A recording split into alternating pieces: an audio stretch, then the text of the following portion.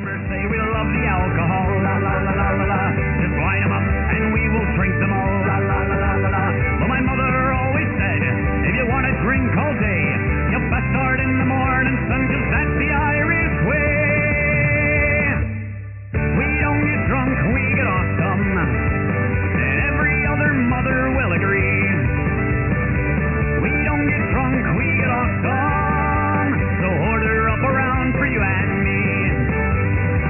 We don't get drunk, we get awesome, and every mother must agree. We don't get drunk, we get awesome, so order up around for you and me, and you and me, and you and me. Let there be whiskey. Hey, everybody! Welcome to Nerds with Alcohol. I'm Chris, I'm Russ. and this is episode 242. 242 back in the virtual basement, guys.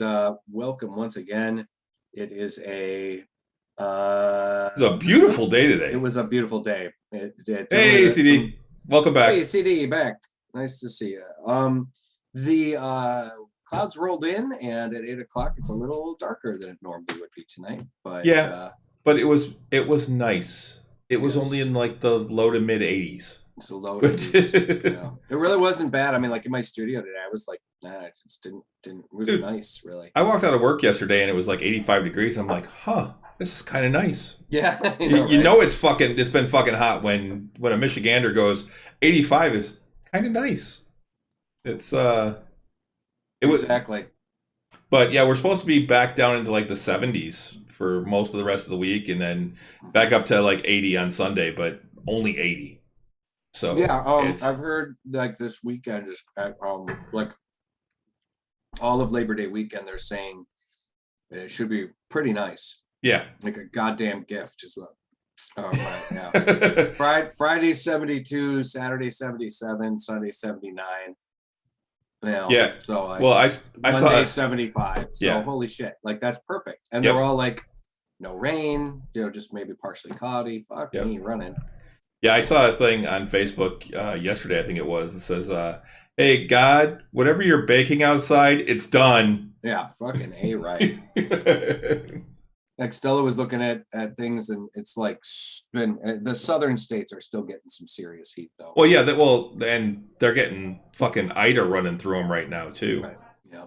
Exactly. I mean, the shit that's going on down in Louisiana is just horrible. Yeah. New Orleans got hammered, and I definitely feel for those people. Like, man, it's rough.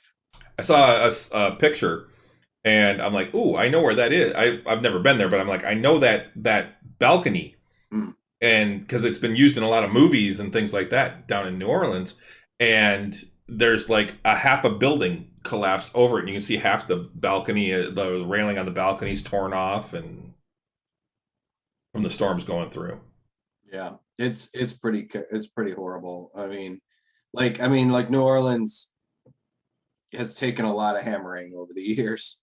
Thankfully, this isn't a Katrina situation. And it's one of those things where it's, hey, Winskook, hi Renee, and it's one of those things where New Orleans is below sea level, right, which is a problem, right. And they've got all their levees, and right. The thing is that this time, from what I've heard, I haven't heard that the levees broke.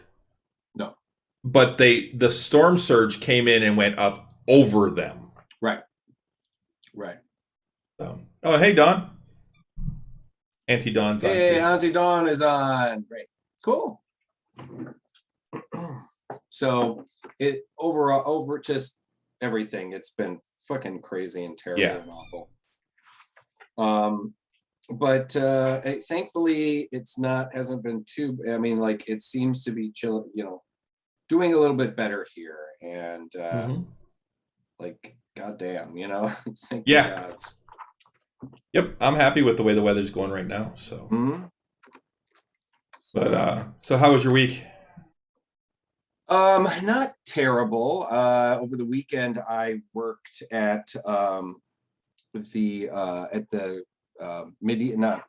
was at the Canterbury Made in Michigan little like art fair or whatever.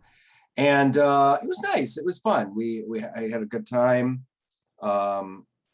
It was funny because they were a little like, why are you here? You know, because I was in my ogre outfit and character and everything. And I was with my friend Lisa Marie, who was playing the fairy godmother. So it was a fairy godmother and her friend Oliver the ogre. And I mean, it, it was a little weird, but overall, it was still pretty fun. You know, it was cool. We had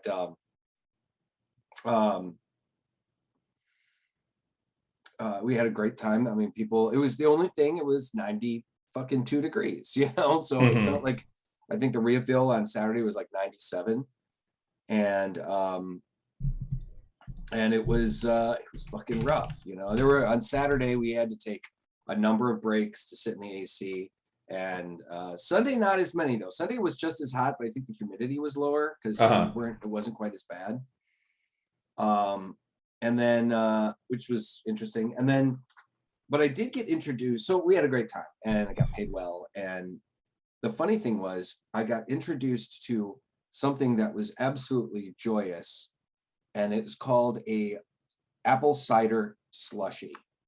And it was amazing. And I would like to find the person that invented this drink and make out with them. Do you want me to tell you a little secret? I'd love to. Fleet has alcoholic versions of that most of the time. Really? Yes. I like that idea. Yeah, it was, I mean, they were great. It was funny, like Stella and I were like, we're talking about that. We're like, how can we make this even better? And because Stella was like, well, you know, we could do that. Just freeze apple cider into cubes, and then you crush them up in the blender, and then maybe add a little more apple cider, and then, I mean, you got a slushy. And I'm like, oh. And then do still have a little bit of nail polish on, obviously. And then I go, and maybe if we added rum. And Stella went, and maybe a little caramel sauce. I'm like, oh yeah. Bee Nectar has slushies too of their ciders. Well, that's fucking awesome too. Yeah. So you know what? Okay. So here's the thing I got to ask though. So Renee, does Bee Nectar ever do like a Black Fang slushy? A Black Fang slushy? That would be genius. I want it. Because that would be pretty good. It would be amazing. But okay, so you did that thing out at Canterbury. Yeah, it was fun. It was really very fun, and it was nice to be able to, you know, to kind of do that and be appreciative, and they appreciated what we did. And I actually just today got a face painting gig out of working with one of the people that I worked with. So we had a woman she was doing this whole like, I'm the balloon fairy, and she was a balloon twister, and, you know, making like balloon animals and shit. But she did it with like wearing a fairy outfit, and she was super sweet. Her name was Michelle, and she contacted me today and was like, hey, do you do airbrush tattoos? And I go, I have in the past. And she's like, great, because I have this, you want to do this gig in Woodhaven, and, you know, and I'm like, on the 19th, Sunday the 19th, I went, why not? So I'm going to be doing that. So that should be kind of cool too. Cool. Yeah. So yeah, overall it was cool. I just it is still, once again, this was the second weekend of the Michigan Renaissance Festival, and I was not there.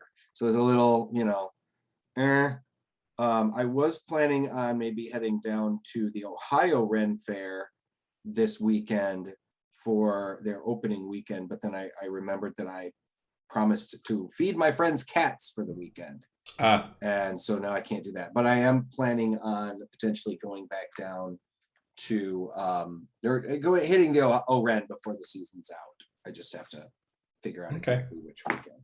We want to go see Shang-Chi this weekend then?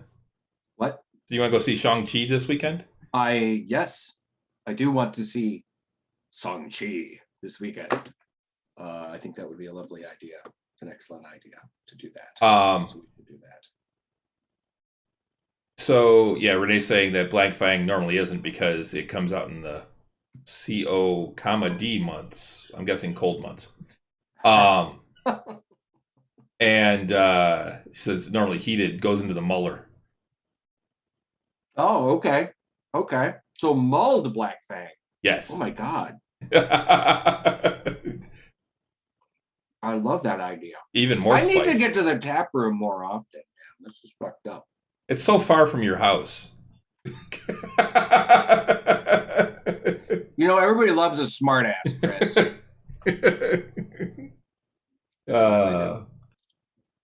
So, how was your week?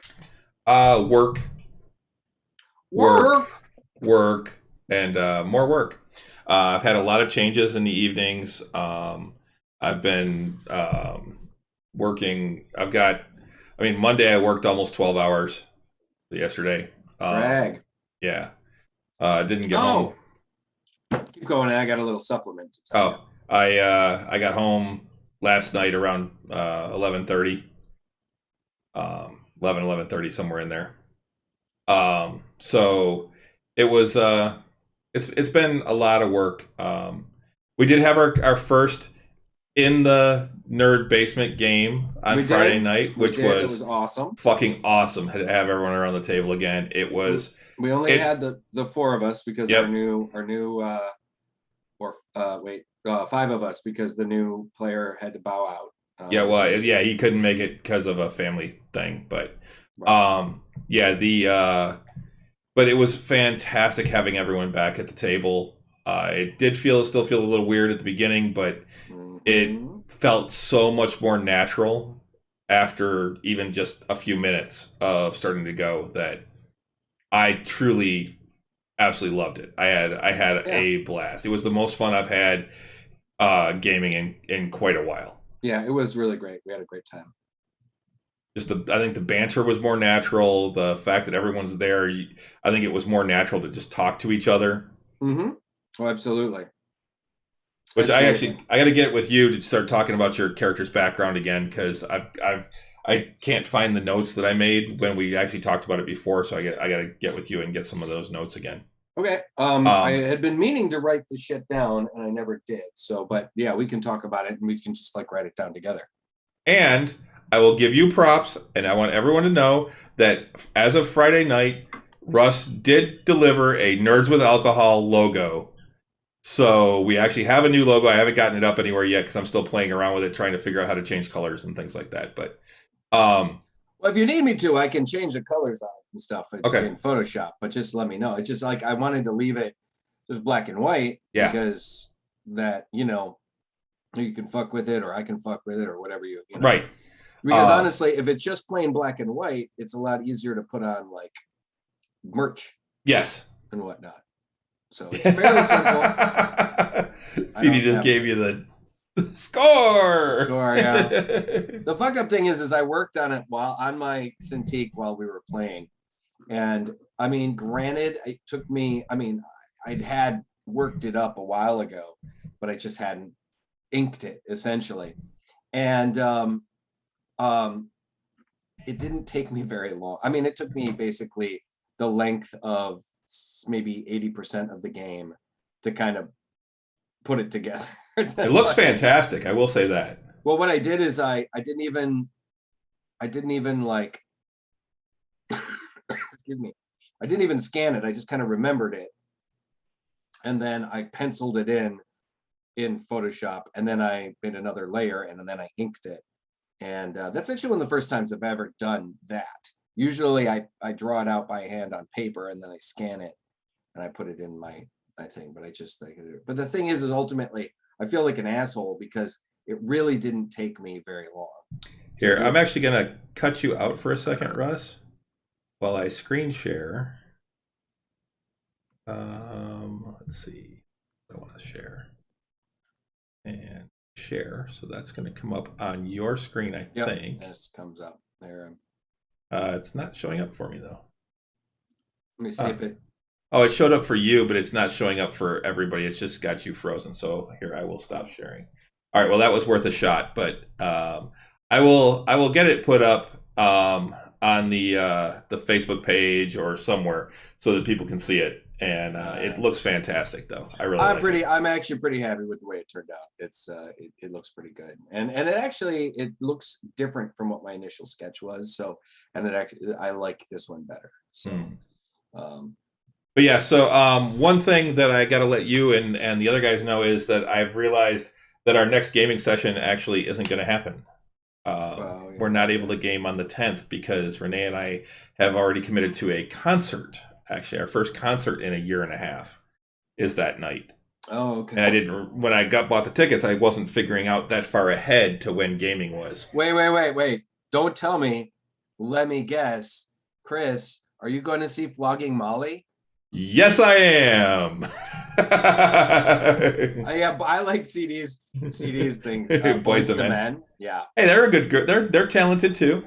But no, Flogging Molly is the is who we're going to see. And then actually at the end of the month, we're going to see another band that we were supposed to see last October, but due to COVID couldn't. Which is what? The Dead South. Okay. I'm not. They're like kind of bluegrass punk type of. All right.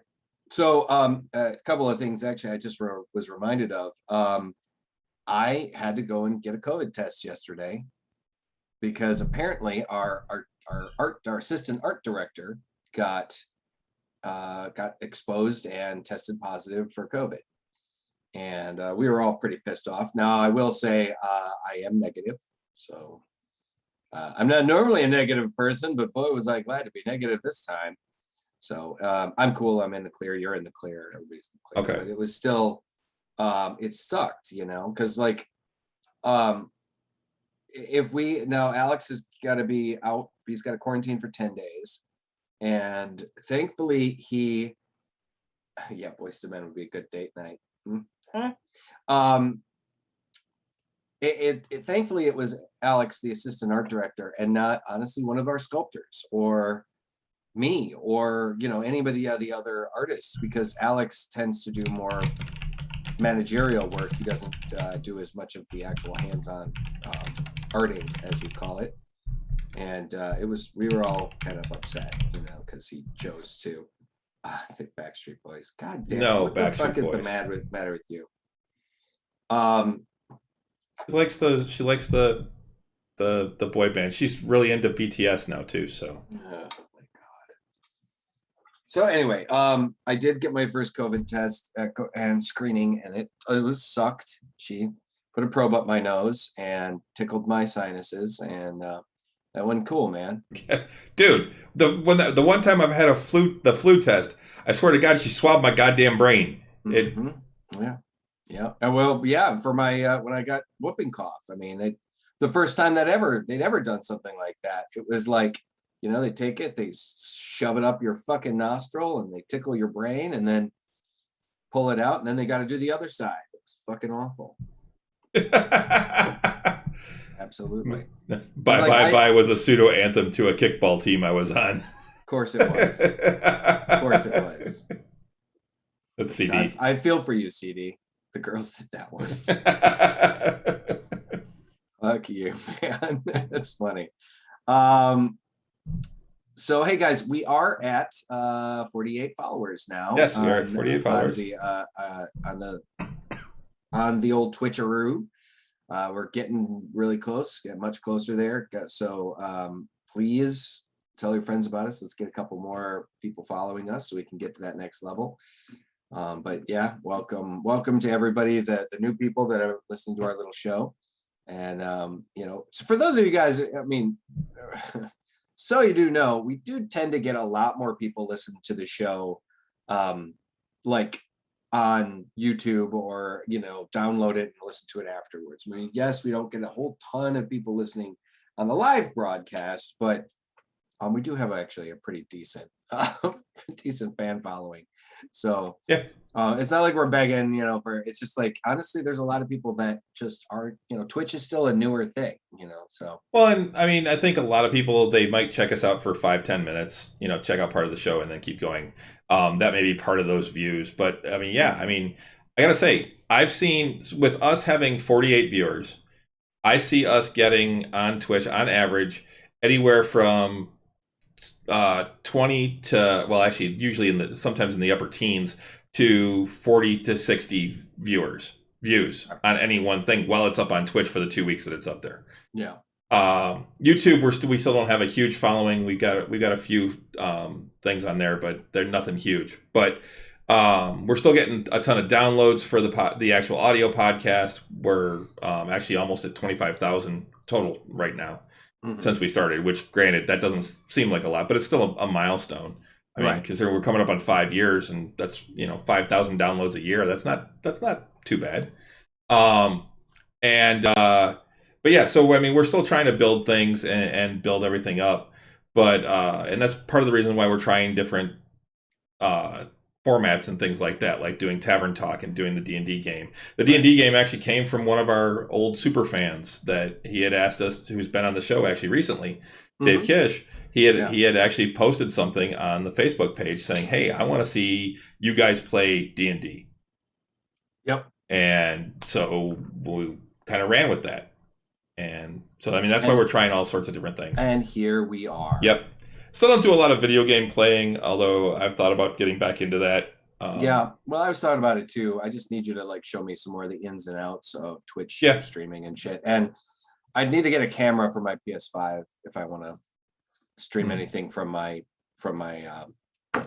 PS5. Otherwise, it's like just playing stuff on the computer, which I think that's the thing. A lot of the stuff I play on the computer is not necessarily, watchable really, or as much. Like I play a lot of like RPGs, and I play, I'll play games like like the Pathfinder game, or a lot of the more graphically intense games I play on my PlayStation. So it just depends. Well, but Cyberpunk's a big one or release was for a while, a big one on Twitch. Sure. So, but I've been playing that on, I play that kind of stuff on my PlayStation, so I'd have to do that. But one thing I am playing, to digress a little bit, I just picked up or started playing the new Future Revolution on the new Marvel RPG on phones, and it's fucking cool as fuck, man. It really is very fucking cool because it gives you all these different costume options. You can like change and adjust your costume, and you're basically, the idea is that you're playing in the multiverse, and so there's multiple different kinds of different Captain Americas and Spider-Mans and Doctor Stranges and Storm and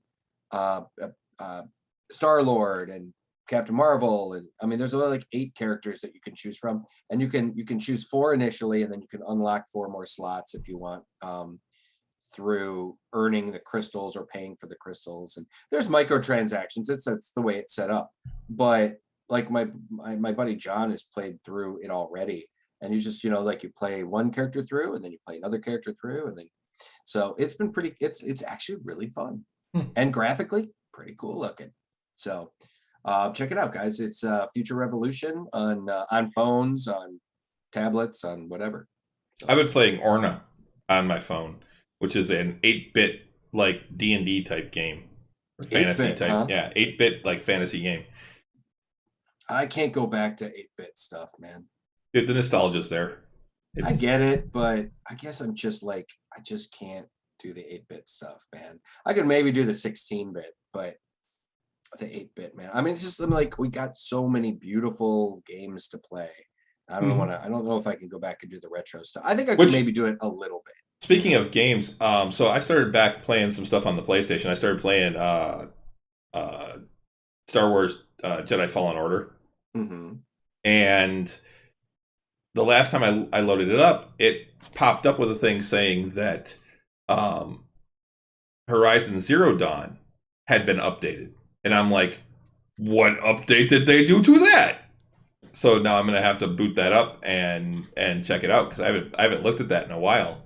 I actually had started replaying it a few months ago when I heard about Forbidden West coming out. Yeah, I'm looking forward to that. I am seriously looking forward to that. I'm hoping I have my PS5 by then, because it's only going to be released on PS5. Right. I don't think it's going to go on the 4. The funny thing is I've had my PS5 since February, and I still have yet to play an official PS5 game on it. I've been playing more of I've been playing my games. No, that's not entirely true. I played Avengers. I bought. What was that? Okay, that's funny. I was playing. I bought it for my PS4, and then I upgraded it to the PS5 version when it was. It's a robot. Yeah. No, it's this. What is that?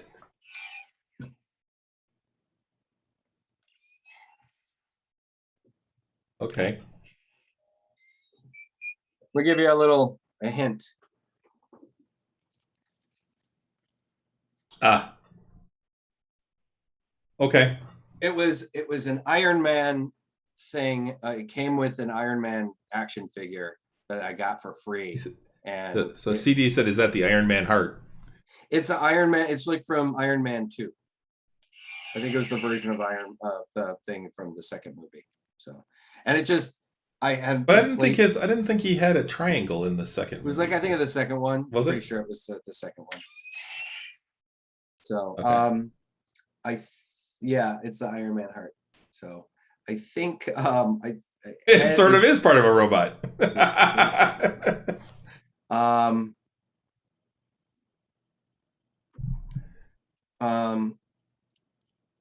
I think who is well, that was weird. What? Oh, just I guess got a text from Ed over Discord, and I think he put it in the Tavern Nights chat, and then he put it. Oh yeah, there it is. Okay, because he texted me separately to ask me about Ren Fair, and then I saw him putting it in the Discord chat. So for Tavern Nights, anyway, that, and it was just like something on my desk kind of fell over onto it and set it off. Uh-oh, there it is. Picking up my dog a little bit ago. So that was something else. Stella, so here's something to talk about a little bit. Stella was talking about this thing. Dogs, larger breed dogs can get called bloat. I saw her. I saw her post on that. A whole bunch of people chimed in on it. A couple of people, my cousin Jesse, who's actually a veterinarian in Ohio, and my friend Skip, who's a vet. We had several people kind of chime in on it and talk about it. Bloat is something that bigger dogs can get sometimes when. Not just bigger, any deep-chested dog. Any deep-chested dog, but it's more common in larger breeds like Great Danes and Saint Bernards, and sometimes German Shepherds. German Shepherds. Collies. Renee's aunt had a collie that had it. So, and I guess what can happen is it can happen with if a dog eats too fast or too much, and then suddenly starts running around like crazy and doing a bunch of stuff. Sometimes the stomach can actually flip. Yep. And it basically cuts it off, and cuts off the circulation or whatever, and a dog can die very quickly from it. And to save the animal, the surgery for it is very expensive, like a couple of $grand, because they basically gotta crack the chest. They gotta put them down, put them under, now put them down, they gotta put them under, and then you gotta cut them open and then rearrange the organs again. So what this preventative surgery does is basically tacks the stomach to the side of the abdomen so that it can no longer do that and flip. And she said that it's something like it happens in about 24% of all of German Shepherds, give or take. And some of the people that chimed in and said, well, I've never seen or heard of this happening in a German Shepherd, but and a couple of my the professionals were like, yeah, it's a good idea if you can get it done, if you have the money and stuff, because it's elective, and unfortunately that's an extra $grand right now, yeah, kind of living out of budget. So don't know if that's going to be possible, but if anybody wants to weigh in on that, particularly if Tony Stark is tracking Rust, that's right. It's definitely something that's kind of expensive, so I don't know how much we're going to be able to do that, but I mean, hopefully we can. We'll have to see. I don't know. But it is it's one of those things that we're like, I'm worried about my dog. I'd hate for that to happen, but at the same time, it's expensive it's like insurance, it's you pay to make sure that it doesn't happen. If it, thank the gods if it does happen, or it doesn't happen, So Yeah. I don't know. We'll have to talk to the vet and talk about it more. German Shepherds have a 24% chance of dying from it, and the emergency surgery is $2,000 to be examined, $5,000 or up to be saved. Okay, thank you for that, Stella. Jeez. So anyway, and it's something like $1,000 to have the surgery done. So Yeah. we'll have to look into it. But it's like, I don't know. It's just it's disturbing. Well, and from what I was reading in through all the things, it's basically saying it's pretty easy to do the surgery when they're under for getting neutered too. So, right. So I don't know. We'll see. I'm going to see if I can talk to. I mean, maybe Skip can cut us a break. I don't know. Or we'll have to. Maybe it's something we'll just have to save up for and set the money aside. All right, so our logo is now up on Facebook and Twitter, just so people can see it. Yeah, so guys, let us know what you think about the new logo. We're going to be probably doing stuff with it. I mean, the idea is maybe to have, I don't know, coasters made, or at least put it on the business cards, and maybe t-shirts. Well, I'm going to be fixing merch. it. It's going to be on our like opening and closing screens too for the show. So I think it's cool. Exactly. Yeah. It's and I, like I said, I do feel like an asshole that it took me so long to finish that, but it's done. So we should probably move on to, what are you drinking? I am drinking something that Pete actually brought over for the game Friday night and left a couple here. It's from a brewery called Victory. Yeah, we'll have we're planning on doing color versions too, CD. Yeah. At least in the Nerds with Alcohol orange, I'm thinking. But I'm not a big fan of Victory overall. At least I haven't been. I want to say I've had some of their other stuff, and I had one that they did, and I think it was them. Maybe I'm blaming them for something from another one, but I had a nut brown ale that the first one I had didn't taste great. I tried a second one and it self-decanted. So there was definitely some extra fermentation issues in the bottles. And it just wasn't very good. And it kind of turned me off of them. I haven't really gone back to any of their stuff. This is one, where are they out of? Victory Brewing Company, Downingtown, Pennsylvania. But this one is called Golden Monkey. It's a Belgian-style triple ale with added spice. It is 9.5% ABV, which a triple is the same thing that Final Absolution is. Or is Final Absolution a quad? Final Absolution might be a quad. But that's the can. Which way am I going? There we go. Got the little. Oh, the eye follows you.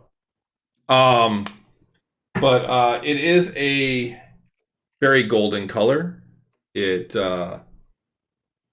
If you have ever had a Belgian beer, it is very Belgian in aroma. It actually says, mystical flavors to enlighten you. Nose is loaded with Belgian yeast character of banana and clove with an equally fruity body balanced with a light, earthy hop character. Savor notes of orange and spice followed by a dry finish. The malt's Pilsner, hops Tettnang, which is one I'm not aware of. And then brewmaster's approval, Bill and Ron. But yeah, so it definitely has the Belgian yeast aroma, which to me smells like bubblegum. Again, Belgians, I think, made beer that was bad and convinced people that that's what beer was supposed to taste like. Right. That's where the whole Belgian flavor came from. Yeah, they're the ones that they try and get flavors in there that other brewers try and keep out. So it's It's one of those things. I'm gonna take another sip here.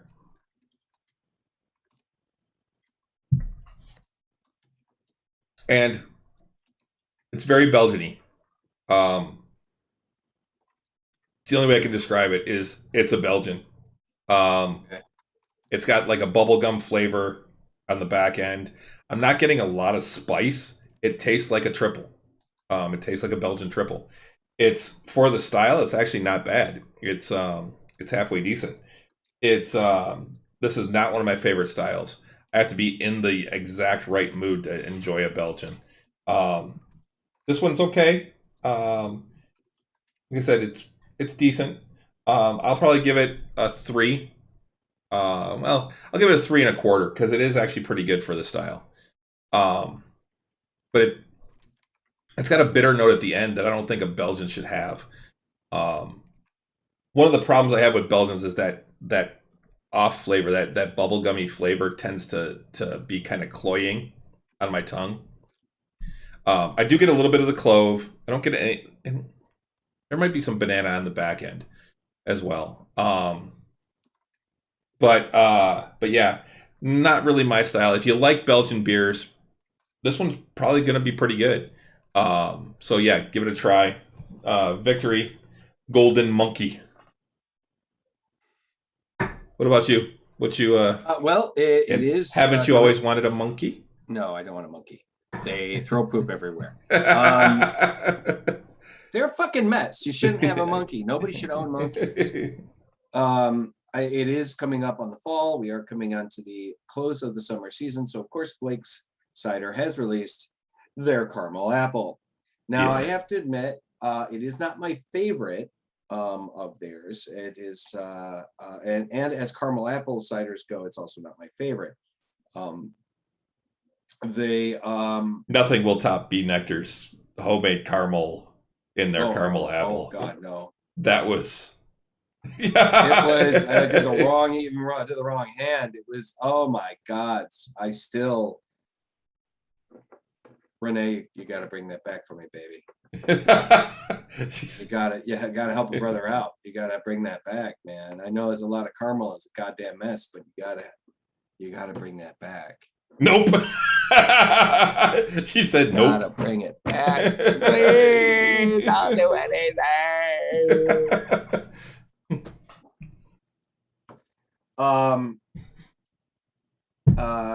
It's okay. It just the taste kind of grows on you. It's similar to their apple pie that they just released recently. It's actually better.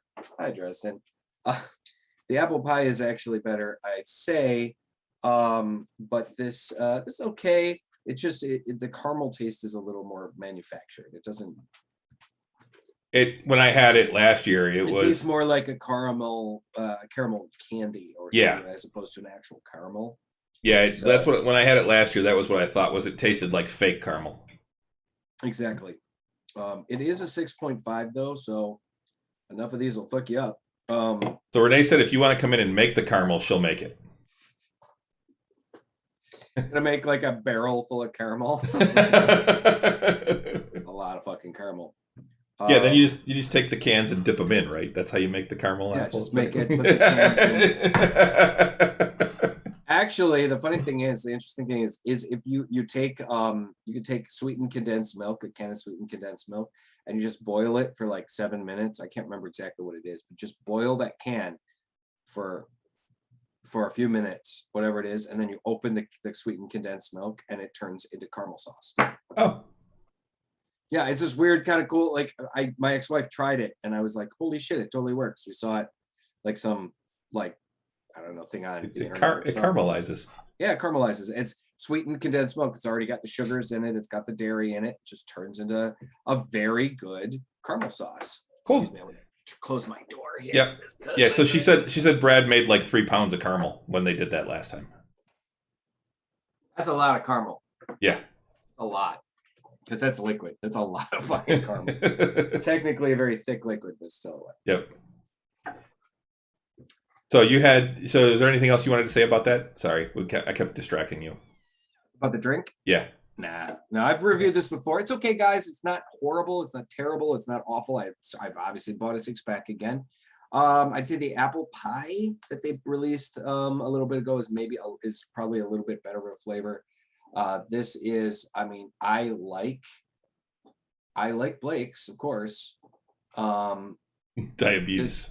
This is just not, I mean, it's sweet. It is definitely sweet, but it's not, the flavor is a little weird in that it tastes like, kind of manufactured caramel, as opposed to like the glorious caramel sauce that they obviously used to make the caramel apple cider they made at Big Nectar 2 years ago. Or 3 years ago, or whatever the hell it was. Yeah, Renee calls the stuff that Bee Nectar made liquid diabetes. Oh yeah. Diabetes. Definitely diabetes. Peach Dreamsicle from Terrapin. It's like a sour IPA. It's okay. Okay, cool. Okay. All right, so what do you want to start with? You choose. All right, well, we can start with this. In the ongoing Activision Blizzard sexual harassment lawsuits, one of the things that's come out is Blizzard is actually renaming one of the Overwatch characters due to all of this stuff that's going on.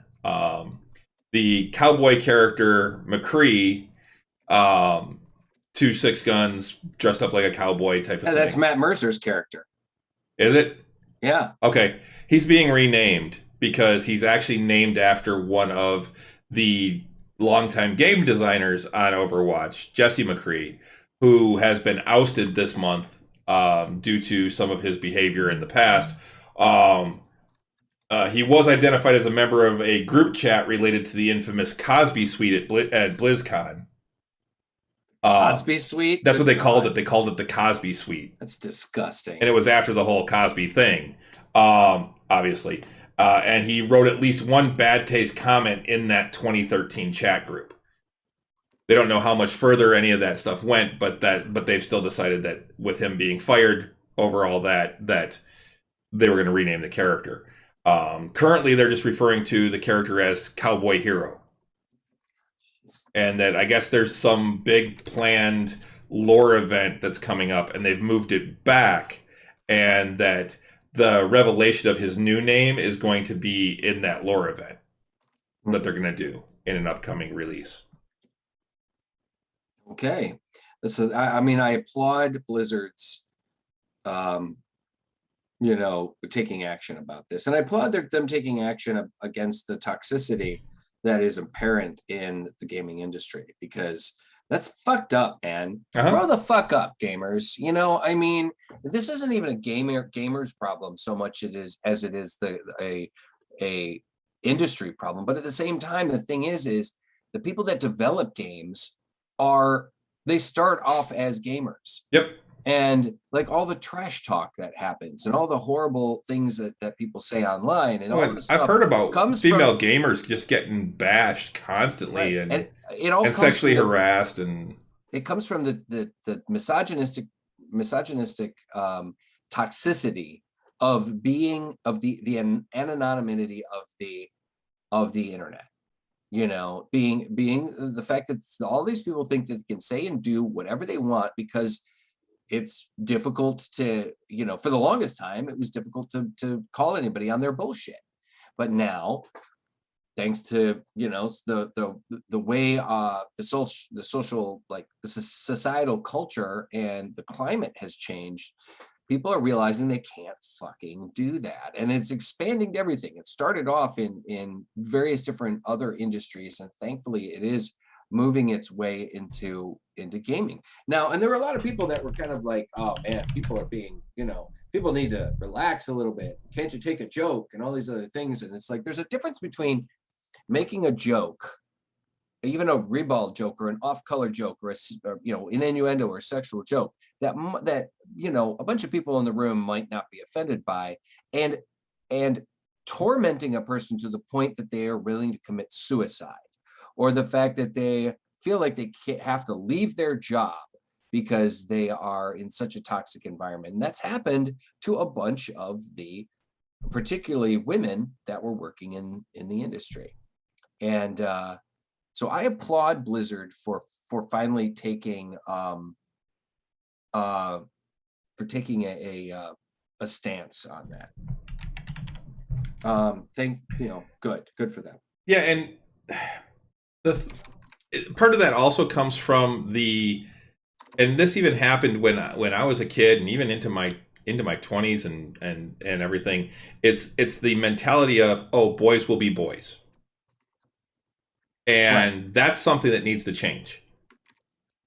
No, boys.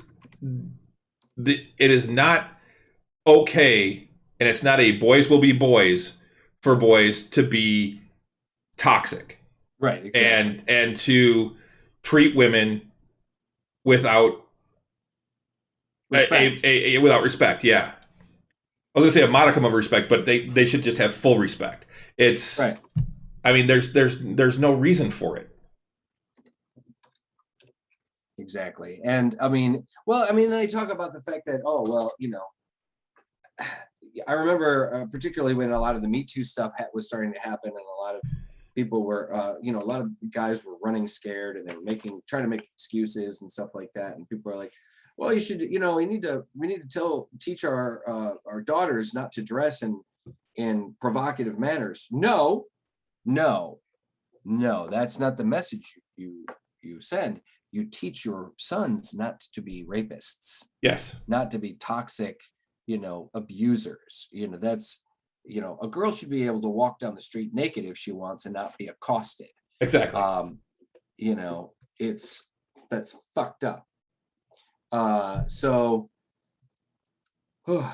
it's especially true in like the con community, where there's a lot of cosplay and things like that. Just because a woman is dressed in what you view as a sexy cosplay does not give you the right to touch her, make passes at her. If she does, follow her around. If she tells you to go away, then go the fuck away. Right. No means no. And the idea, I saw something the other day. They're like, it was a dad talking to a son, or a mom talking to a son, and said, what's the matter? He's like, well, I asked this girl out. She said no. She's like, well, you know what that means, right? And he's like, well, yeah, I got to try harder. And she's like, no, you leave her the fuck alone. Right.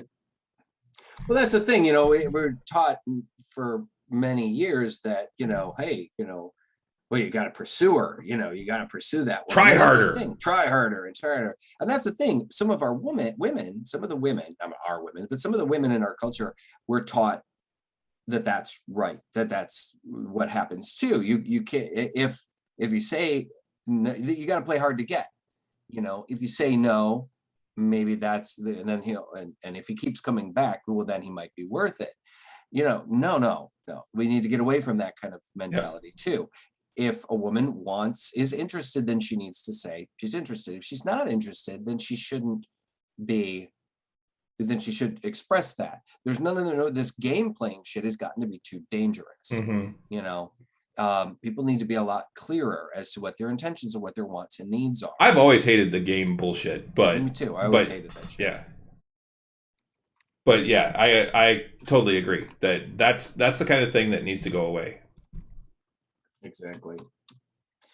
So anyway, we digressed a lot. Yeah. But bravo to Blizzard, and know that anybody here that everybody here at Nerds with Alcohol are very much in support of getting rid of the toxic misogyny and toxicity that is inherent in our culture. And patriarchy because it's all about being the good guys,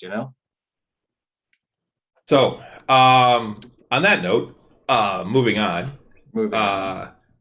Shang-Chi opens up this week. I was going to say Friday, but technically, I guess it's Thursday that it actually opens up. So 2 days. I'm looking forward to that. I still haven't seen Black Widow, which bums the hell out of me. Yeah. So because I think I've missed my chance now to see it until October. But I definitely want to see Shang-Chi. Heard nothing but good things about it. One of the gamer cosplay people that I follow on Twitter, actually, I guess, got to be on the, it's Erica Ishii, who's she's very much into cyberpunk. Got some really cool stuff. Friends with all the people, I think, on Critical Role and stuff.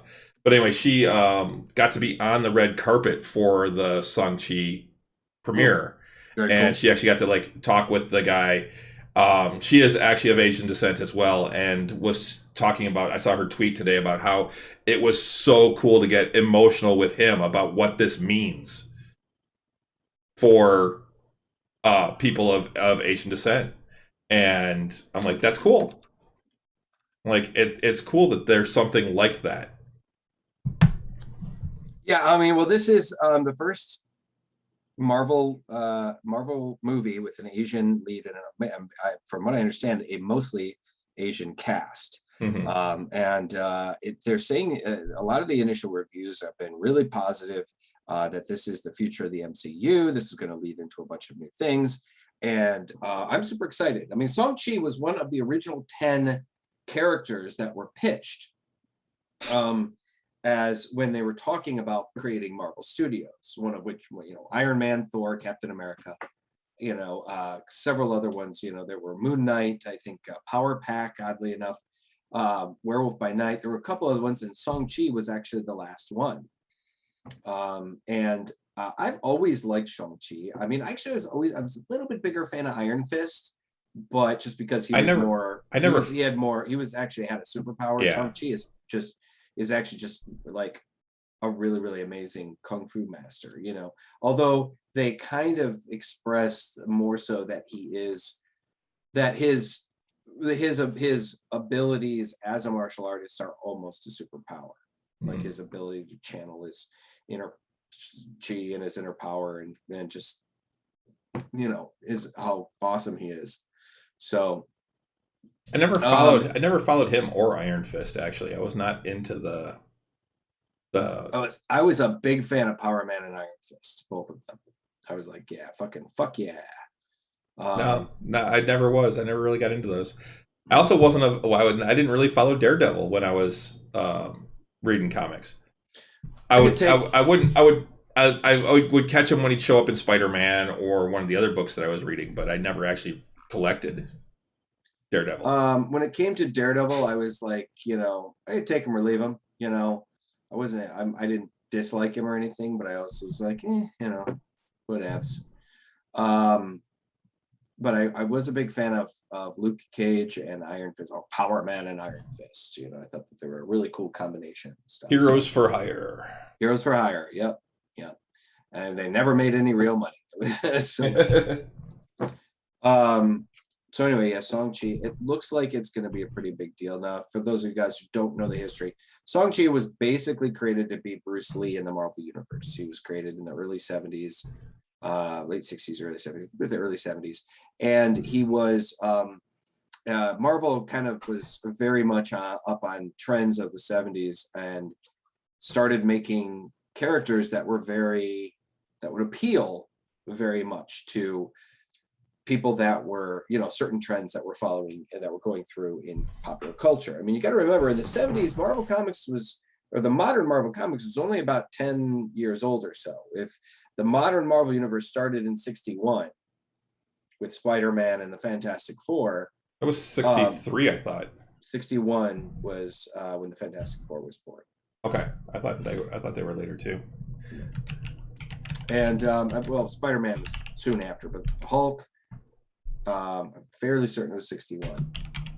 Now I gotta look. Now you've questioned me. Yeah, I'm looking it up right now. You keep going.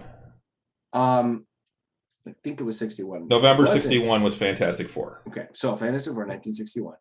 And Spider-Man was like right after it. Might have been 62 or 63. It was 63, I'm pretty sure, because I've read from the first Spider-Man. Okay. The Hulk, Spider-Man, and then it was also in the Avengers, the Resurgence, where they brought back Captain America. Captain America was... Oh, it was actually August of 62. 62, okay. But you can tell that those were written in the 60s. If you go back and read those, yeah, holy shit, are they wrong? Well, the dialogue by today's standards. The dialogue was very dated. You know, Oh, and the treatment of women in there and everything, like talking about, you know, women's hysterics and women's intuition, yeah, stuff like that. So I mean, but the things changed pretty dramatically within 10 years. You know, by the time they early, you know, because we had women's lib and we had the, you know, the hippie movement, you had Vietnam, you had a lot of things that were changing very rapidly throughout the 60s and into the 70s. And Marvel paid attention to those kind of changes. And, you know, on top of creating a lot of female versions of some of the characters, such as She-Hulk, Spider-Woman, Ms. Marvel, Namorita, and was kind of a version. On top of creating those female kinds of characters, they also led the charge when it came to making characters that could appeal to what was popular in the theaters at the time. They created Blade and created the Tomb of Horror, Dracula, the Dracula, the Werewolf by Night, the any of the horror themed characters. Those were created then to appeal to anybody that was really into the Hammer horror movies that were really, really popular at the time. Power Man and Iron Fist were created in response to the characters, the blaxploitation and kung fu films that were extremely popular at the time as well. I mean, Luke Cage is essentially Shaft with superpowers, you know, to some extent. I mean, not really Shaft, I'd say. I mean, he was very much born out of that whole thing. Iron Fist was supposed to be very much like a response to the white martial artist, like Chuck Norris. And Shang-Chi was basically Bruce Lee. So there was a lot of things that were, you know, those characters were created to kind of match that. Just like also Disco, huge in the 70s. And so what did we get out of Disco? We got Dazzler. Yep. Of the X-Men. She started off, she was a disco queen. Her whole thing was... Yeah, I didn't realize Blade actually is back from 73. Yeah, Blade was part of the kind of Dracula hunting. He appeared in the Tomb of Dracula #10 as his first appearance. Marv Wolfman and Stan Lee. Those are the guys that made him. So yep. It says Marv Wolfman and Gene Colan. Gene Colan was the artist, I believe. That's the creators of Blade, is what I'm saying. Sure. Gene Colan and then Stan Lee was the editor-in-chief at the time. Yeah. So he takes some credit for it.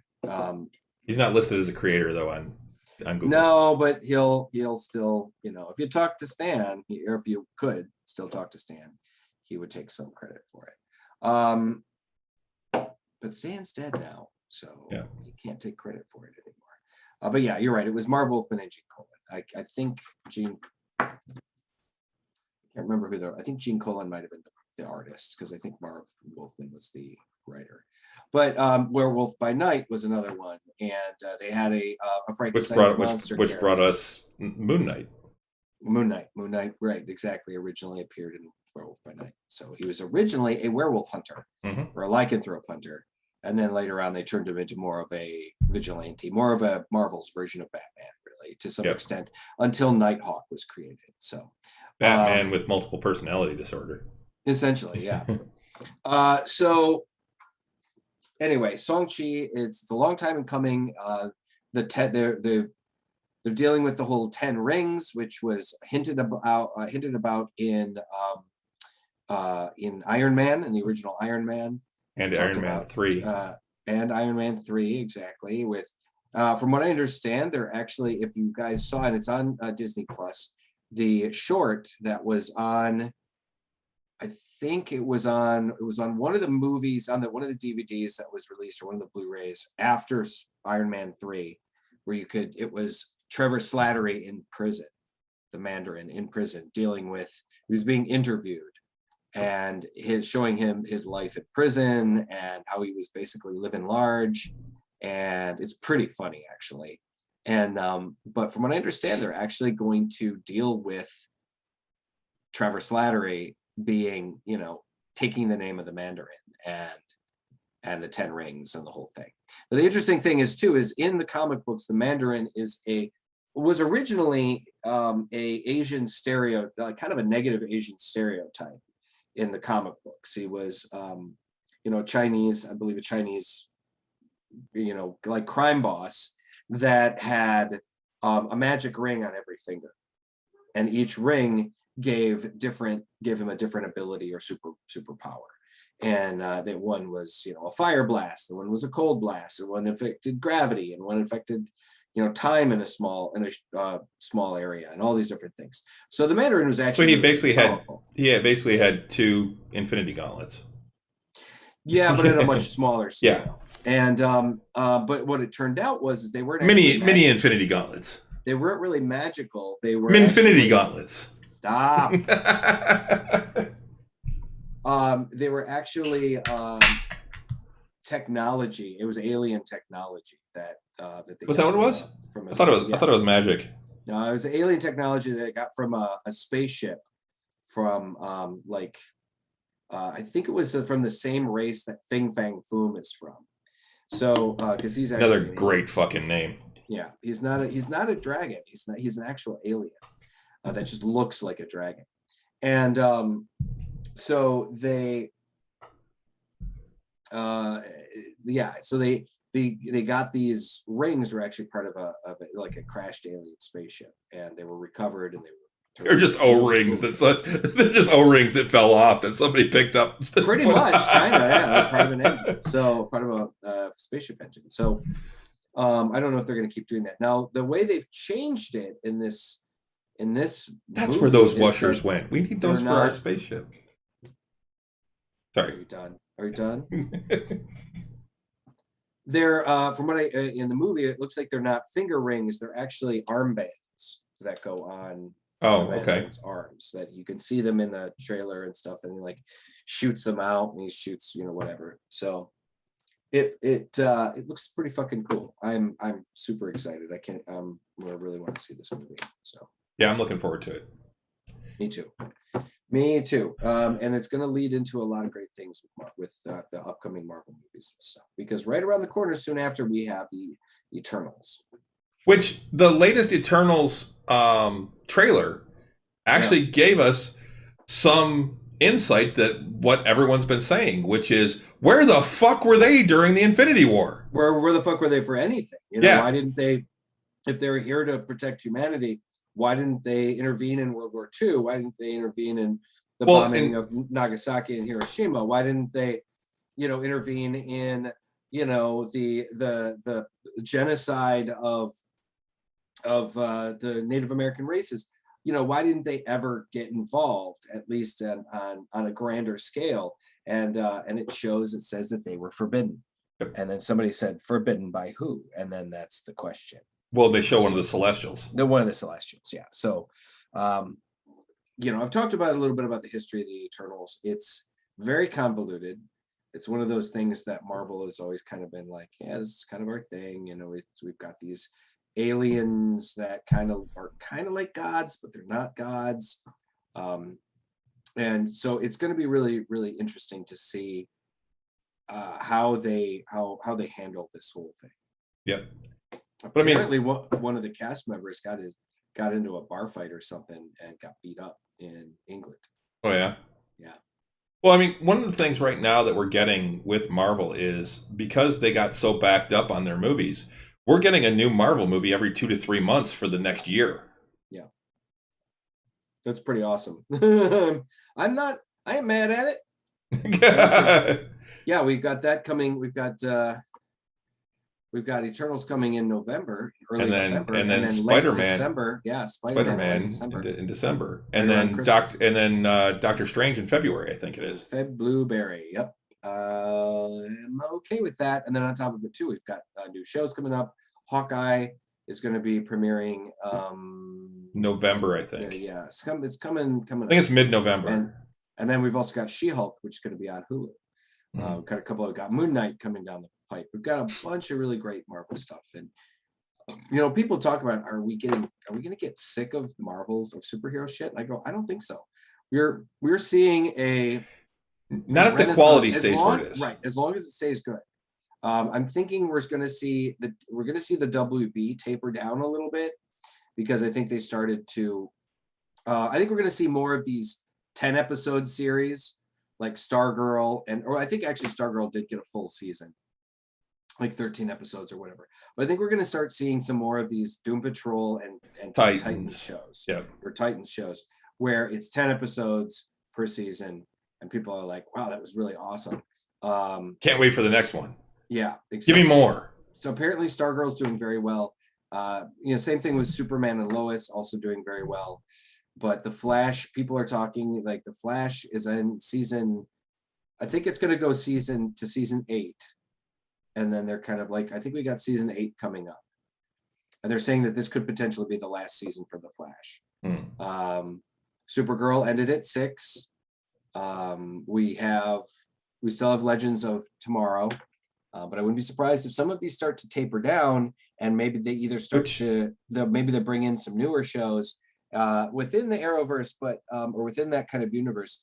But maybe they start to kind of, instead of flooding the WB with it, maybe a few less, so people don't get the fatigue.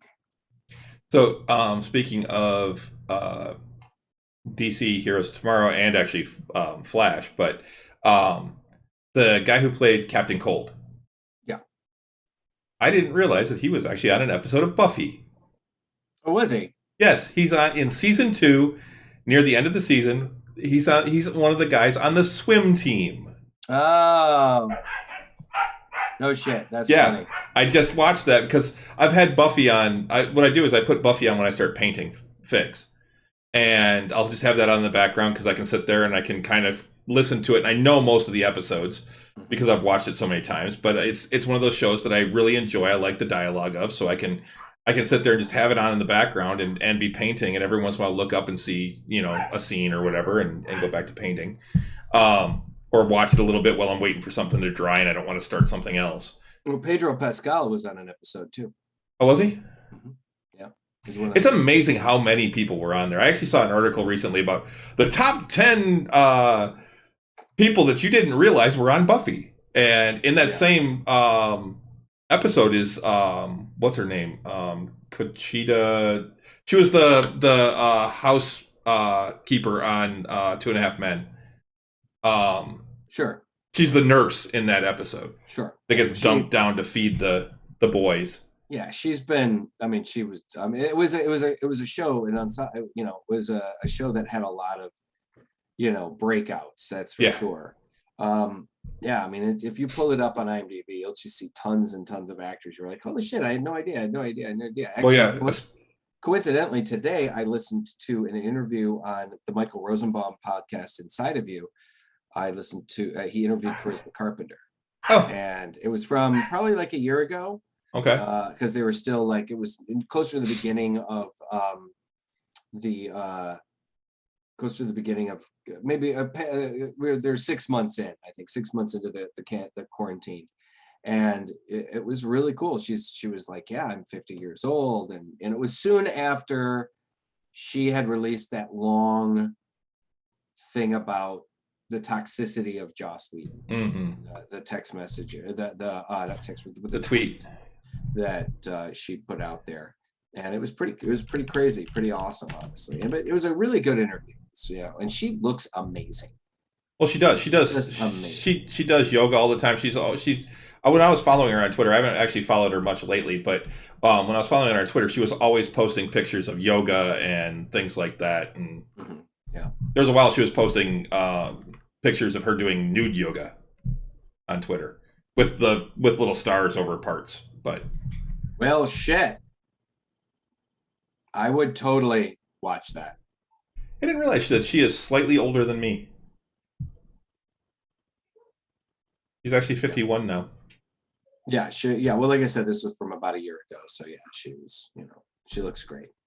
And I always like charisma. I mean, her character had the greatest character arc and character growth of any character in either one of those series. Well, the funny thing is she also talked about the fact that when she first started one of her first like gigs that she ever got, she did an episode of Baywatch. She was 24 years old and was playing a 13-year-old. most of her scenes were with Hobie, the kid who was playing, Hasselhoff's son, who really was like 13 or 14, and she's supposed to be playing a 13 or 14-year-old. And it was funny because they were like, I guess they had to have a kid advocate on the set and all these other things, and it really didn't get very romantical from what I understand, but she was supposed to be playing like this girl that he was interested in, and it was just really funny. So yeah, so when she was on Buffy, she was actually one of the older cast members. She's playing a 16-year-old, 15, 16-year-old or whatever, and she was actually in her mid-20s. So I always thought that was pretty fucking funny. Yeah, she'd have been in her late 20s. Yeah. That came out in 27 or 97, I think. Right. Yeah, so she'd have been in her late 20s playing a 16-year-old. Mm-hmm. Which isn't that out of right, which it's not that out of the ordinary, honestly, but still just kind of hilarious. So well, we should probably move on. What We Do in the Shadows comes out Thursday. I believe it is September 2nd. I can't wait. The way that they left last season was incredible. Yes. And as a matter of fact, the other thing that we're getting this year is an after show. We're getting a talk show called After the Shadows. That the actor that plays Guillermo, which is Javi Gulin, which I probably mispronounced his name, but it's I think it's Harvey. Oh, it is Harvey. I mistyped it. It's Harvey Gulin. It's got the little umlaut over the E. So yes, or not the umlaut, but the little dash. So I'm not sure how that's actually pronounced. But anyway, we also have the official synopsis for season 3, which is after the shocking season 2 finale, we find the housemates in a panic about what to do with Guillermo after discovering that he is a vampire killer. This season, the vampires are elevated to a new level of power and will encounter the vampire from which all vampires have descended: a tempting siren, gargoyles, werewolf kickball, Atlantic City casinos, wellness cults, ex-girlfriends, gyms, and supernatural curiosities galore. Plus, Colin Robinson is turning 100. Turning 100. Yes. And Nandor, faced with his own eternal life crisis, tries to inject his life with more meaning. Will he find love, or is he destined to be an immortal bachelor with 37 ex-wives? All right. I can't wait, man. I love that fucking show. It is so fucking funny. This is one of those shows that you just like the entire time, just waiting and waiting and waiting for the next season to come, Yep. From what I understand too, that it was like the production got delayed because of COVID and whatnot. And I'm like super just, I cannot wait for the new season. Like it's been too fucking long, Yep. Oh my God, I can't wait. I want it so bad. I want my superhero or my superhero. I want my vampires. I'm sure we'll talk about the episodes and stuff in upcoming episodes. Sure, we can do some reviews of those shows, man. I am all about it. All about it. It's hard to kind of really nail it down about how awesome the show is. It's just it's nailed the mixture of vampire and comedy perfectly. And I didn't think that was possible, So, yeah, I'm looking forward to it. Can't wait. One of my favorite shows. That one and Letterkenny. Can't wait for seasons 10 and 11 or whatever it is. So 10 and Letterkenny coming out. I think that's definitely one of the things. A couple of things that really has bummed me out was about COVID was the fact that so many things got slowed down and delayed because of so many shows that were like either got cut short or we couldn't have the seasons got pushed back. So like the Orville. Yep. Orville, it got pushed way back, and they are working on it. In fact, I think they might have finished initial photography on that show. So now they're initial filming. Now they're just doing. Now it's all special effects and shit. In fact, actually, I heard today, as a completely different side note, Kevin Smith just finished the initial. I was just gonna bring that up. 3. Yep, Clerks 3 has wrapped, and he's already got the first an hour of the movie edited. He said. Yeah. Oh, I'm sure it's not going to take a lot of time to edit that motherfucker. But yeah, so that's pretty much all I had, except for talking about What If, which I figure we'll do at the very end. So okay, well, let me talk about a little bit of something here. I'm going to shit can a couple of these things here, but we'll save the superheroines for next week. Yeah, that'd be cool. So the Marvel Comics did recently reveal their next big storyline tentpole titles for Marvel Comics coming up in the next 6 months. These 8 titles are pegged to shape the future of Marvel Comics. Oh, now they always say shit like this, so who knows? But these are going to be big titles and big storylines that are going to either run in the titles or they're going to be mini-series or just new titles. First one is a Marvel event called Devil's Reign, spinning out of the current Daredevil run by Chip Zdarsky and Marco Cicchetto. Longtime villain Kingpin is turning his grip on New York City as its mayor into a stranglehold by outlawing all superheroes and releasing everything he and the municipal government have on the hero's secret identities and more. Brandishing a new version of the Thunderbolts, which he debuted back during King in Black, Kingpin will face off against Daredevil, Elektra, Captain America, Iron Man, Spider-Man, the Fantastic Four, quote unquote, and more. So that should be interesting to see. Devil's Reign debuts in December. Avengers Forever, the classic 90s storyline Avengers Forever, gets brought back in name and spirit this December as a multiversal Avengers lineup is recruited to bring order to timelines where hope is a 4-letter word. The recruits include an alternate reality version of Tony Stark, where he's an archaeologist, and Invincible Ant-Man. Avengers writer Jason Aaron has been teasing this kind of event for the past year or so, and recently introduced a multiversal Masters of Evil in the Avengers/Hulk Free Comic Book Day special. For this all-new Avengers Forever ongoing series, Aaron is teaming with artist Aaron Cooter. So this is an ongoing, featuring a bunch of alternate version Marvel characters. Now, the multiverse is being a big thing in both Marvel and DC storytelling right now. So we're going to be seeing a lot of multiverse stuff. Spins out of this colossal events of the November's Avengers number 50/750. Aaron writes on this blog, a bunch of characters old and new, a bunch of craziness, a whole bunch of fun to be had. Avengers Forever also debuts this December. Another one here called Timeless. Spinning out of the current Kang the Conqueror limited series, Timeless will follow the titular time tyrant as he defends Marvel's main Say that 5 times fast. Titular time tyrant, titular time tyrant, titular time tyrant, titular time tyrant, titular time tyrant.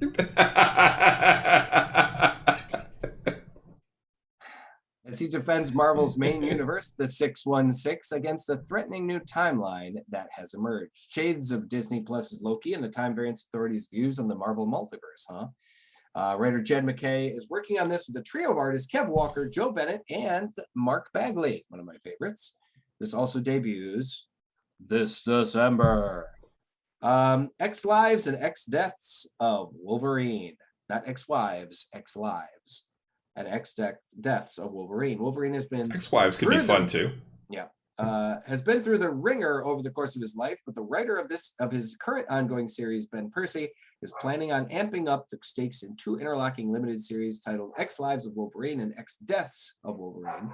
Similar format-wise to the twin House of X and Powers of X, these 2 series will, according to Marvel, will show what happens to Wolverine when his past meets his future. That's their capitalization, but could be referring to all the various alt-reality versions of Wolverine operating across the Marvel multiverse, including the aged Days of Future Past Logan. Percy will be joined on this by his X-Force partner Joshua Cassara, along with Federico Vicentini. X-Lives of Wolverine and X-Deaths of Wolverine are both scheduled to debut in January of 2022. Also, we have a new She-Hulk book. Coinciding with the upcoming Disney Plus series, She-Hulk returns to comic book shelves with a new ongoing series by Runaways writer Rainbow Rowell and Hellions artist Rajay Antonio. Picking up after the amped up version of She-Hulk in the Avengers ongoing series in the current World War She-Hulk storyline, where she's kidnapped and put through the Black Widow Red Room reprogramming center. This new series will follow Jennifer Walters as she tries to put it all behind her and find a life outside of superheroing again as a lawyer. But like a famous movie mobster once said, just when She-Hulk thinks she gets out, they pull her back in. They in this situation is an unnamed friend from her past, quote unquote. She-Hulk debuts in January of 22. Fantastic Four Reckoning War. For the past 15 years, Marvel writer Dan Slott has been hinting at a mysterious event called the Reckoning War in his various titles, ranging from She-Hulk to the current Fantastic Four, and now it's finally happening with Fantastic Four The Reckoning War. Described as a reignition of the original Secret War of the Marvel Universe, presumably referring to the early 80s Marvel Superhero Secret Wars event, Fantastic Four The Reckoning War will be drawn by Carlos Pacheco and Rachel Stott. That sounds awesome. I love Carlos Pacheco's work. That also debuts in January of 22. Last but surely not least, Moon Girl and Devil Dinosaur. Ahead of the Disney Channel Moon Girl and Devil Dinosaur animated series, debuting in 22, Marvel is relaunching the original limited series. Unlike the 7 other announcements today, the publisher doesn't reveal the creators involved or any significant clues on the storyline. That will debut in February 22. So these are the big things that are coming up from Marvel Comics in the next 6 months. Okay. I had a thing basically. That's not anything we need to really go into. They're hinting at possibly a return of the original Human Torch with the 82nd birthday of Marvel coming up. There's a bunch of stuff here that's being going to be spotlit at the new DC Fandom coming up in 21. They're going to be doing a bunch of stuff about in comics and how to watch the fandom and stuff. You can watch it through Twitch, YouTube, Facebook, and Twitter. There's a lot of different ways. The fandom is basically their online con, DC's online con, and it is coming up. It doesn't say. All that build up, it doesn't say. The first details on this year's DC Fandom event on October 16th. So here it is, 16th, okay. October 16th. Going to be talking about taking place 1 week after the New York Comic Con. The DC Fandom 21 event will encompass comics, movies, television, gaming, and merchandise. Here at Newsarama, they're going to focus on the comics, though. So they're going to be talking about Wonder Woman, about bridging the gap between comics and gaming with the whole Batman Fortnite crossover. The Fear State event coming up at Batman Comics. The revitalized Milestone line. So it's going to be a big deal. So October 16th, I'm sure we'll be talking a lot about it when it happens. The other thing I was going to talk a little bit about was the release details of this Midnight Suns video game, but I think we'll talk about that next week. Okay. So you want to get on to What If? What If? So this week it was What If the world lost their mightiest heroes? Yeah. And the thing is too, though, initially, like some of the tweets and comments about this episode was like, oh my God, Marvel, why would you do this to me? And I mean, people were shook by this episode because it was dark. The first two had a little bit of lightness to it. I mean, Sharon Carter, the whole OCD had a bow out. Yeah. We'll see you later, brother. Sharon Carter had Peggy Carter. Peggy Carter, excuse me. The Peggy Carter one. Sharon Carter's the power broker. Correct. Yes. the niece that comes yes. later. But Peggy Carter, Captain Carter, she definitely had like a kind of a sad ending because Steve was gone, or she would have, she basically went through her own form of hibernation. And but there was a lot of humor and there was touching aspects to it. And then the second one was really fucking goofy. I mean, we were talking about, Star-Lord, and we were talking about the black, T'Challa as the Star-Lord instead of Peter Quill. We saw him reunited with his family. It was very much a happy ending. Yes. It's very sweet and very much a happy ending to some extent. But this one, man, was fucking crazy dark. But that's the thing. That's what if comics were. Most of the time, what if comics were kind of a bit of a downer. They were not the ideal ending that we wanted. The ideal ending was what we got most of the time. Yep. But most of the time in what if stories, the ending was what if this happened and it's the bad thing? Yeah, or at the very least, if it's different, it's not a great ending. I mean, sometimes it was an okay ending, but a lot of times it was not a good one. So it was so seeing that one particularly, it was like, man, this is some harsh shit. So I enjoyed it a great deal, though. Yeah. Fucking great. So basically, in this one, I don't even remember how it started. They were going to talk to Tony. Oh yeah, sitting on the donut. Yeah, he was sitting on the donut. It was during Iron Man 2. Yeah, when he's just sitting up on the donut eating donuts, and they get him to come down and they talk to him, and Natasha shoots Tony with something that's supposed to cure him. Yeah, they shot him in the neck with that stuff is supposed to help him with the poisoning that he was getting. Yes. From that one element. I can't remember what it was called, but yeah. And instead, it kills him. Yeah, he instead has basically an aneurysm. Yep. And then she gets arrested and brought in, and she's like, I didn't do it. And Fury's like, I know. Fury's like, I know, but I'm going to need your help, and I'm going to need you not to be incarcerated. So he actually arranges for her to basically have the tools she needs to escape. And so she escapes, and then she goes out on the lam to try and find somebody that can help her figure out who killed Tony Stark. And then eventually also who killed Thor, because we see it goes right into from Iron Man 2, because you can see in Iron Man 2 and Thor happen about a week apart from each other. It's like a couple of days, because they even talk about, when in the movie, when he talks about, hey, I got bigger problems than you.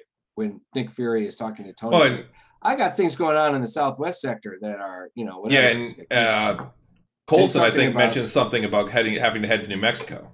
Right, and at the end, in the post-credit scene in Iron Man 2, you see Mjolnir, that they found Mjolnir, and it crashed onto Earth. So, yeah, after that, we see the whole sequence where Thor is trying to get into the government facility that they've surrounded the hammer with, and he goes to touch it, and you got Clint Barton up in the fucking eagle's nest with his bow drawn, and because Thor had been depowered at that time, for some reason his bow releases and he shoots him right in the fucking heart. And he's like, I didn't shoot. Yeah, so he gets arrested, and they've got Tony on the slab. They've got Thor on the slab, and they're even talking like, about, oh, he smells like lavender, even decaying, or whatever. Yeah. And then soon after that, you got Natasha going out there, and she's investigating. She's trying to figure out what's going on, and she's looking for Bruce, obviously, and she encounters Betty Ross. And I thought that was a pretty cool. Before that, even Hawkeye gets arrested, right, and dies in jail. Right. He does while he's in holding, not even in jail. It's in holding, and they go to investigate him, and he's dead. And so, and then it cuts, to Black Widow, and Natasha's trying to figure out. She's talking to Betty Ross. And Betty Ross looks at the syringe, and she's like, it looks more like there was a tiny bullet in here. Because you can see the syringe is just burst up. Yep. And she goes, I'm a biologist, not a weapons expert. And it was cool because the actress who was doing the voice of Betty was doing her damnedest to try and be, Liv Tyler. It was pretty funny, actually. Yeah. because neither Scarlett Johansson nor Liv Tyler came back to do those roles. But the cool thing is that they did, when Bruce Banner finally gets revealed, you do see him as Mark Ruffalo and not Edward Norton. Right. So that was kind of But it's also Ruffalo that was voicing him. correct. And so then we see what happens during the Incredible Hulk happen too, because they made a point of basically, and it was cool because the bumpers between each of the scenes was Monday. Yeah. Tuesday. So the thing about it, a lot of people don't realize that Iron Man 2, Thor, and during this whole time too, after Thor gets killed, Loki shows up with a. Well, I was getting there, but yeah, each of a lot of people don't realize. Like I said, Iron Man 2, Thor, and the Hulk all happened pretty much within like a week of each other, or a week or 2 weeks of each other. So this actually was really cool about showing that, about depicting the fact that all of that shit happened relatively fast. And then it was actually Lake Bell that did Natasha. Was it Lake Bell? Yeah. Oh, that's cool. And Lake Bell is actually known for doing voiceover work, actually, too. So anyway, yeah, I mean, the first arc of after the first Iron Man, the first arc of the MCU pretty much happened over like a 2-week period. Because then soon after, this shit, all those shit, that stuff kind of went down. Maybe like a month or 2 months later, Captain America shows up. And that's pretty wild. I always thought that was really fucking cool. So yeah, then Loki shows up with an army behind him. Yeah. With the Warriors 3 and an army of like an entire legion of Asgardian troops ready to throw down. And he basically he's like, we've come to claim our prince who has been killed and blah, blah, blah. And he basically tells Coulson, look, you've got a day to bring me the corpse of the man who killed my brother. Now, Loki is, of course, I'm guessing Loki was kind of, I don't think he wanted Thor to die necessarily at that time. But so I think he was pissed, but he was also looking at it as an opportunity. Because he had the Cask of Ancient Winters. He had already known at that point. He did say something about the rightful heir to Jotunheim, at the throne of Jotunheim. I did find it to be pretty funny, though. There's some pretty cool stuff when Fury's phone goes off while he's talking, and he's like, "Do you want to get that? I'm sort of in the middle of something here." And he's, and then that's when we find out, we see the Hulk is hulking out like he did when Thaddeus Ross shows up with his troops to stop it. And I'd have to say the Hulk probably got it the worst. Yeah. Because whatever the killer did, he did to him, he caused him to grow out of control, and he basically exploded. Yeah, it like caused him to keep growing and just eventually just maximum capacity, and he just exploded. So yuck. Yeah. And yuck. So it does show also too that, because there was some humor injected in this one, and it shows Natasha contacting Coulson. And I loved how that Coulson came back to back to do the role. And there were a lot of people that kept come back to do their voices in these movies. But Coulson came back, and she's like, I need your password so I can get it. He's like, I'm not giving you my password. She's like, come on. And he's like, all right, fine. Steve, I love you, Steve. Heart, smiley face, or whatever the fuck it was. It was really funny. And I mean, he definitely had a Superman crush on Steve Rogers. Yes. And this is before we even had Steve. So, that was the other thing too. Like, we also got a little taste of like Nick Fury almost deciding to call back, Captain Marvel. Yeah. But he pulls out the beeper. Yeah, he pulls out the beeper. He says, "Is that a beeper? Like from the 90s?" And he's like, and he chooses instead to go and meet up with Loki. And you see the destroyer is standing there holding, keeping guard. And I think at that point, like Natasha had already been told like that Clint was dead. And she was like, who do I have to kill? And like, no, you got to keep looking. And so she finds, after she gets the password, she's able to figure out, pretty much figures it out and calls Fury and says it was all about hope. It's all about hope. While she's basically being attacked. Killed, being attacked. Yeah, and killed. So obviously then, like I said, Nick Fury goes off and he makes a deal with the devil, so to speak. And then you see him at a gravesite. Yep. In San Francisco. And that's when as soon as she said, it's all about hope, I'm like, I know who it is. Yeah, exactly. I did too. And you see Nick Fury standing in front of the grave of Ms. Hope Van Dyne. And that was apparently where this universe diverged. Yep. Hope Van Dyne, the daughter of Hank Pym. And it looks like they got him back too to do the voice. Hank Pym was revealed to be the guy who was killing all of these characters. And they kind of go through the whole thing too on how he did it. Mm-hmm. And we really think about it as genius. I mean, a guy that can shrink down to almost microscopic size. Yep. Well, the other thing is he's wearing the Yellow Jacket costume. And he was wearing the Yellow Jacket costume, which is interesting too to note because, I mean, I said to John Ray, I was like, oh, look, an alternate universe where Hank Pym goes crazy and loses his shit. What a surprise.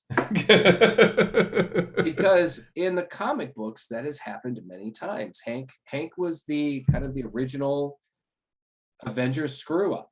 He was one of the founding members of the Avengers when he was Ant-Man. And he has been many times that character that they have got kind of fucked up. He was infamous. It was infamous for him being a wife abuser. Like he backhanded Janet in a comic book, and then that led to the storyline basically that he was an abuser, and he's been trying to come back from that ever since. Now Hank Pym is currently dead in the current Marvel universe. So we'll see how that how long that lasts or whatever, but yeah, to see him lose his shit, and I'm like, okay, so he attacks. I mean, he obviously Hope had died in service to S.H.I.E.L.D. and it was unfortunate, but that's what happened. Hank blamed Fury and then decided to take his fury out on all the Avengers. And he was even like, what about this guy Thor? He wasn't even on the list. And he goes, you would have recruited him in a minute. I did that guy a favor, Yeah, and basically what it is he had actually hidden in the syringe, and that was him blowing out the end to get into Tony that caused the aneurysm. He hit Clint's fingers to force him to fire. He killed Clint by sneaking into the cell. He killed Natasha. He killed Natasha, but he also when he actually rode in on a projectile to hit the Hulk and penetrate his skin and get inside and infect him. Then he somehow stimulated the Hulk's heart to the point where he overdid it. And so I mean, and then he tries to attack Nick Fury, and Nick Fury just keeps slapping him down. Yep. He kept knocking him away. He was like, he neutralized his power. Yeah, he's flying at him in small, that tiny size, and then Nick Fury was just like, bam, and knocked him down. And Hank even grows to size, looks at him and says, you're pretty spry for a guy with a corner office, And he keeps trying to attack him. And then I'm like, oh, that's not. Yeah. And then all of a sudden he starts laughing, and then there's more Nicks that show up, and they're all laughing. Yeah. And then we see that it's obviously Loki. Yep. And that makes sense that, an Asgardian god would be able to defend himself against a really tiny human. Yep. So then the Asgardians take him away. Yep. For justice. And then Loki says something to the effect of, think I've decided to extend my stay here on Midgard. And the next scene you see him basically doing his spiel. Yeah, doing his spiel and going to the United Nations saying that the entire world, the UN, has capitulated to rule by Asgard. Because your natural state as humans is to be ruled, and he does that whole speech from Avengers.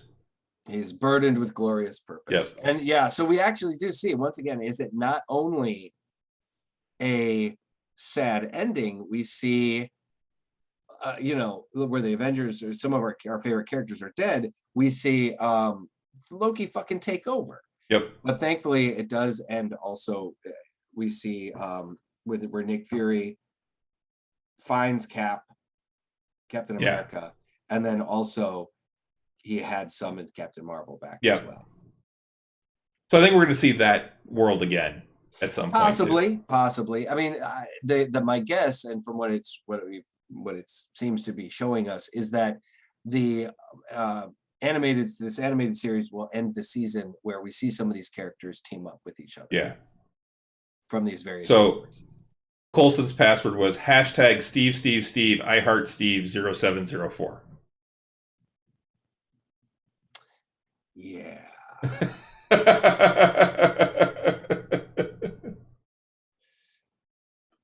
The guy's got an issue, but that's all right.